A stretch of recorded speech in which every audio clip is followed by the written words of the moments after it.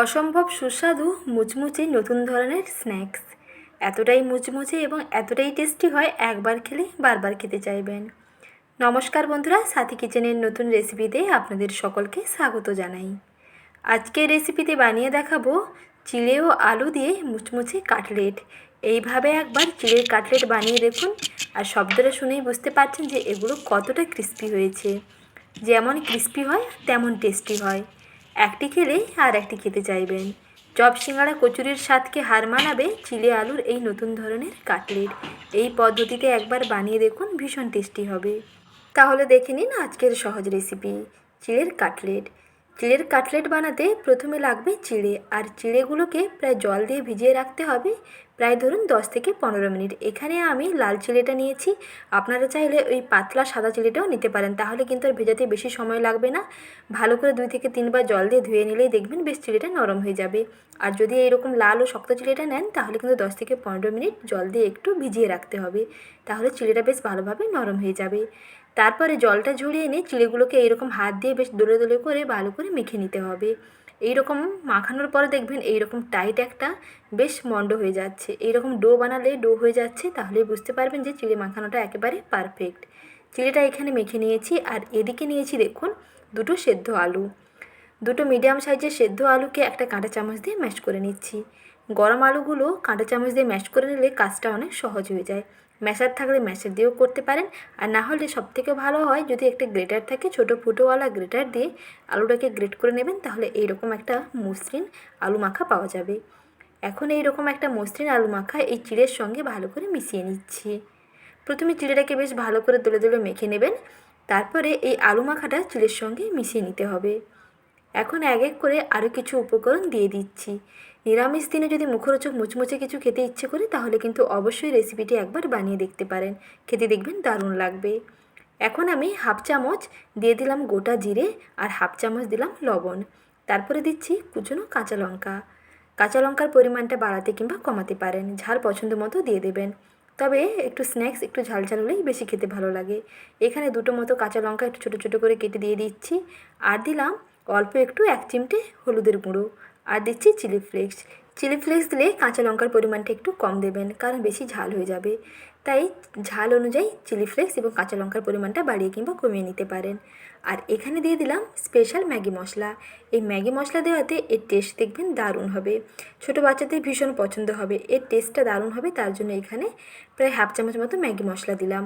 আর Maggi মশলা না থাকলে অবশ্যই কিন্তু হাফ চামচের একটু কম দেবেন গরম মশলা, তাতেও কিন্তু হবে।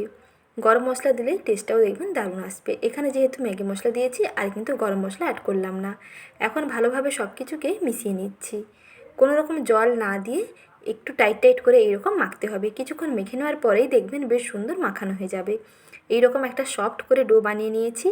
ডোটাকে দেখুন একটু এরকম গোল্লা পাকিয়ে দেখে নিতে হবে গোল্লা হচ্ছে কি না, তাহলে বুঝতে পারবেন যে ডোটা একেবারে ঠিকঠাক। আর মাখানোর সময় কিন্তু কোনো রকম জল দেবেন না, শুধু শুধু মেখে নেবেন। এই নাস্তাগুলোকে একেবারে ক্রিস্পি বানিয়ে নিতে এর মধ্যে আমি 1 চামচ মতো দিয়ে দিলাম কর্নফ্লাওয়ার। কর্নফ্লাওয়ার দিয়ে ভালো করে মিশিয়ে নিচ্ছি। কর্নটেস্ট পাউডার কিংবা কর্নফ্লাওয়ার 1 চামচ মতো দিয়ে ভালো করে মিশিয়ে নিলে এই স্ন্যাক্স কিংবা এই চিড়ের কাটলেটগুলো দেখবেন ভীষণ ক্রিস্পি হবে। শুধু চিড়ে দিয়ে বানালেও ক্রিস্পি হবে, তবে 1 চামচ যদি কর্নফ্লাওয়ার দিয়ে দেওয়া হয় এটা কিন্তু অনেকক্ষণ পর্যন্ত ক্রিস্পি থাকবে। ভাজার পরে অনেকক্ষণ সময় পর্যন্ত ক্রিস্পি রাখতে 1 চামচ কর্নফ্লাওয়ার দিয়ে দিন, তাহলে দেখবেন বেটার রেজাল্ট আসবে। এখন কাটলেটগুলোকে বানিয়ে নেব। তার জন্য হাতে তেল মেখে নিয়েছি।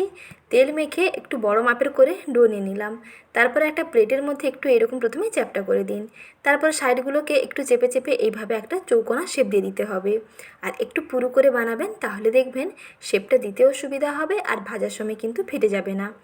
অনেক সময় অসুবিধা হয় কি, ভাজতে গেলে কিন্তু ফেটে যায়। তবে যদি এইরকম একটু পুরু করে বানিয়ে নেওয়া হয় তাহলে কিন্তু বানানোও যেমন সহজ হয়ে যাবে, আর ভাজার সময় কিন্তু একটু এটা ফাটবে না। আর চিড়ে আলুর এই কাটলেট কোনো ব্যাটারে কিন্তু কোট করার ঝামেলা নেই, কোনো ব্যাটারেও কোট করতে হবে না কিংবা কোনো ব্রেড ক্রাম্বসেও কোট করতে হবে না।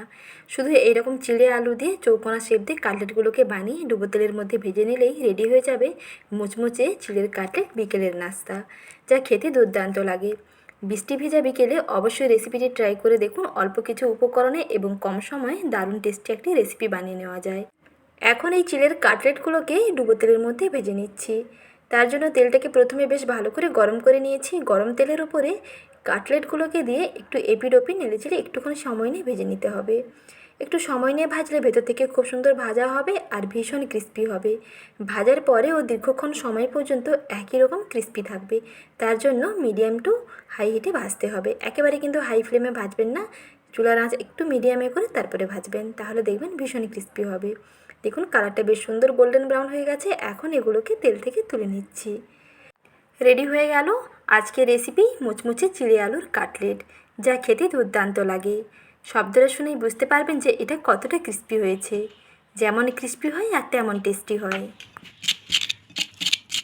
ভীষণ মুচমুচে টেস্টি চিড়ের এই কাটলেট একবার খেলেই চপ সিঙ্গাড়া খাওয়া দেখবেন ভুলেই যাবেন।